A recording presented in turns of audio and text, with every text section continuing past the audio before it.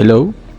Ngayon po ay ipapakita ko sa inyo ang step by step tutorial kung paano gamitin itong ating Autobox system. No? So ito po yung ating dashboard. Kita po natin. So ito po may mga data na po tayong nalagay. Para po mabilis na yung ating tutorial. No? Papakita ko lang po siya kung paano po ito gumagana. No? Meron tayong cash receipt, disbursement, journal, ledger. May account summary din po at tax computation. Po, no? Tapos meron po tayong settings dito. No? For example is may mga expenses tayong accounts na ilalagay. So magi-input lang po tayo rito.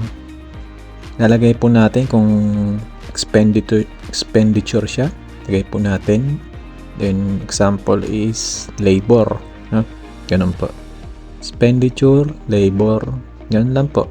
Hanggang sa mapuno nyo po yan kung gusto nyo, kung gaano karaming accounts ba yung ginagamit nyo. So ito naman po yung ating mga payment method, no? Po, cash inbound. So kung yung customer natin is ano siya, credit siya, account receivable po tayo, no? Ganun po. So, ito po tayo sa ating data. So, first po, kailangan muna nating i-ano yung ating mga quarter kasi ito po yung modifier natin para mag-generate siya. So, kung yung date nyo po, dapat po is naka-base dito sa quarter natin, no? So, kung January 1 yung input nyo, so quarter 1 po tayo, no? Ito sa data. Ito po yung data natin. Ito pong data natin is dito po natin i-collect lahat ng data natin, no? So kung may mali po is edit lang natin. Huwag po tayo magde-delete simula umpisa. January 1 nag-start kayo, so hanggang December na po to, no? Mali, babaguhin na lang po natin yan sa quarter para po may isang data po tayo, no? Ito po yung parang pinakang collection data natin, no?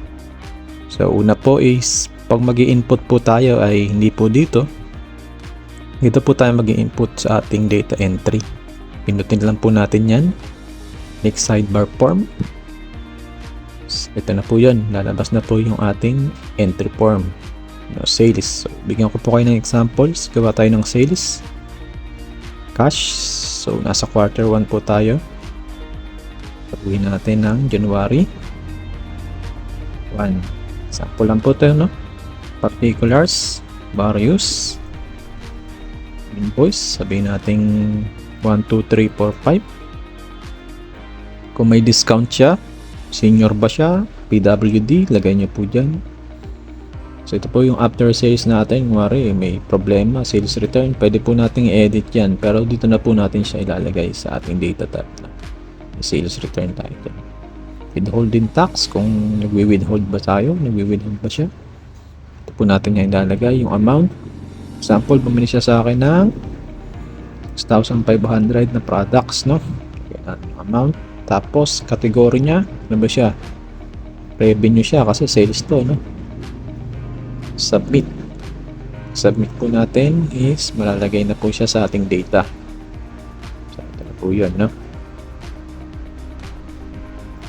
Ngayon, pag may mga data na po tayo, pwede na po tayong mag-generate, no?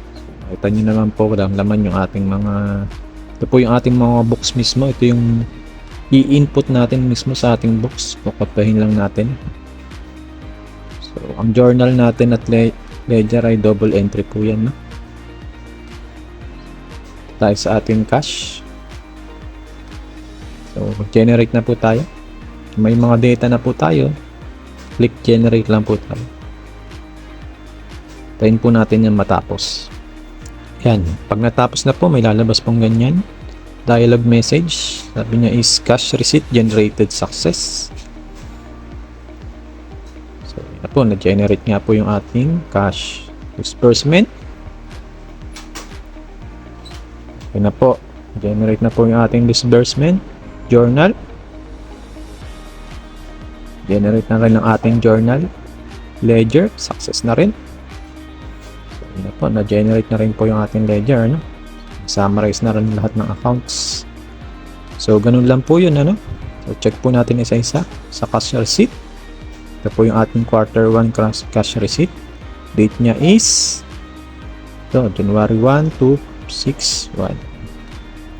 So, dapat po yung ating pag-input sa data is in ascending, no? Yung date, no? Pag pong iba-iba. So, kung wari, today may ano tayo, tapos hindi natin siya na-record, tapos may naunang record sa kanya sa ibang date, kung wari, today, tapos yung date nung kahapon na transaction, may nauna mo siyang record, no? Mas mabuti pong record po natin ng magkakasunod-sunod para po sunod-sunod din po yung recording natin dito, no? So, ito po yun. Basta yung mga data natin dito. So, disbursement naman po, ganun din. Sunod-sunod din ang record natin. So, journal. Ito po yung journal natin, no? So, ano po siya? Double entry po siya, no? Sa this, may cash tayong na-receive. Account receivable siya, no? So, ganun po. Ito, cash. Service revenue siya. No? So, tama naman. Nakapasok tong second account, second entry. Pero din sa sales. Cash debit, sales. Okay. Office supplies.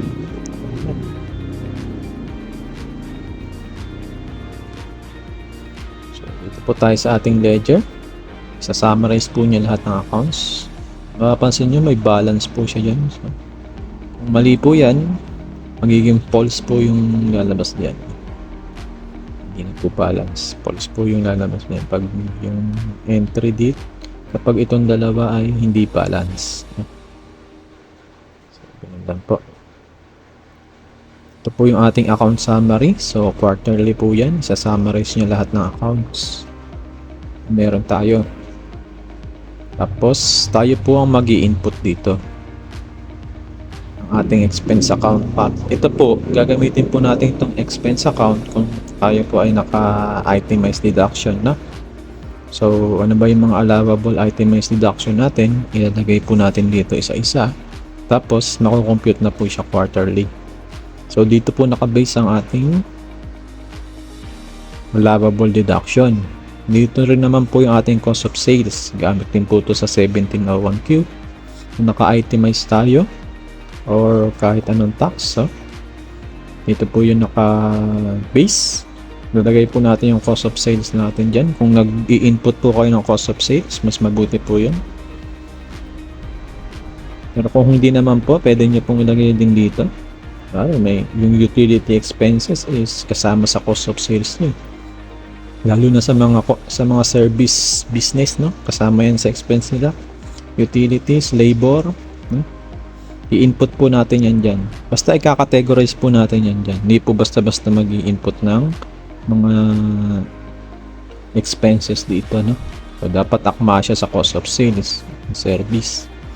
So, ito naman po yung sales and service revenue natin. So, naka-default na po siya na sales at revenue, no? Kasi yun lang naman talaga yun, wala nang iba. So, doon na po tayo pupunta ngayon sa ating tax computation. Sa ating tax computation po ay 1701Q at 2511Q po tayo, no? So, ito po yung ating indicator kung anong quarter ang kailangan nating i-file. 1701 lang po ay hanggang quarter 3. Annual na po yung part. Click natin yung quarter 1. So, pag pinlik po natin to, nagbabago-bago po to, no? Automatic po siya. Ito pong may mga gray na kulay, ibig sabihin po niyan ay wala po tayong gagalawin dyan. Automated po yan. So, dito po tayo sa example, quarter 1. Check po natin, quarter 1. Sales revenue natin, ito po yung reference, quarter 1. 12,300, tama naman. Cost of sales, ito po yung sinasabi ko kanina, yung sa ating account summary. Check po natin, quarter 1, cost of sales is 15,340, tama naman.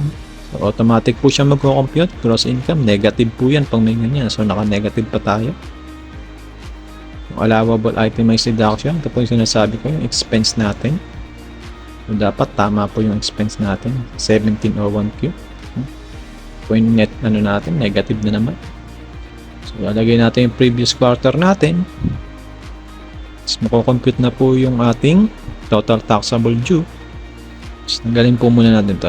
Papakita ko lang kung paano nag-work. Pag may total taxable due na po tayo,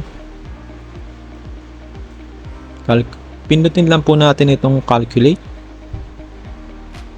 Then, yan po. Automatic po siya ng update, no? Ito na yung ating babayarang tax due.